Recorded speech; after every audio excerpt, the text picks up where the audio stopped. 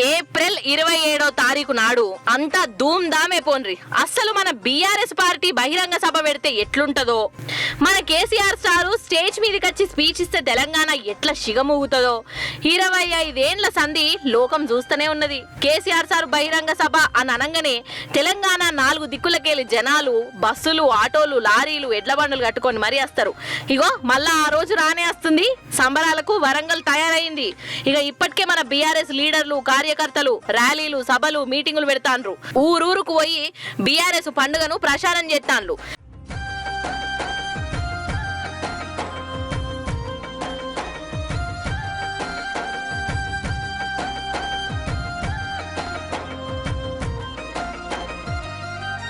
అన్నట్టు మన ఆదిలాబాద్ జిల్లా ముఖరాం ఊరోళ్ళు ఏం చేసినా జరంత వెరైటీగా చేస్తారు కదా. ఇగో అక్కడ మన బీఆర్ఎస్ లీడర్లను మాజీ సర్పంచ్ మీనాక్షక్క ఇంటికి పోయి బొట్టు పెట్టి బట్టలు వంచి సభకు రమ్మని జనాలకు పిలిపిచ్చిర్రు. ఇక ఇటు మందినిలా మాజీ ఎమ్మెల్యే పుట్ట మదనన్ననైతే చలో వరంగల్ సభ అని గోడల మీద పెయింట్ వేసి మరి పిలుస్తాండు.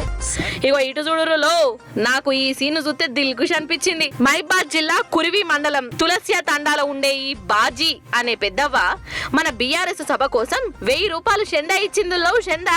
ఇక ఈ చందా పైసలు కూడా ఎక్కడి అనుకుంటున్నారు? ఆమెకు వచ్చిన పింఛన్ పైసల నుంచి 1000 తీసి బీఆర్ఎస్ సభకిచ్చింది. నిజంగా ఎంత గ్రేట్ అలా ఇది. కేసీఆర్ సార్ చేయబట్టుకనే నాకు పింఛన్ వచ్చింది.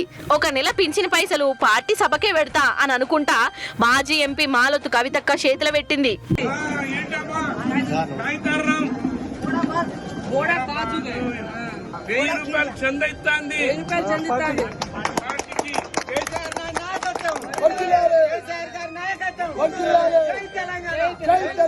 ఇగో ఇది మన బీఆర్ఎస్ పార్టీ అంటే.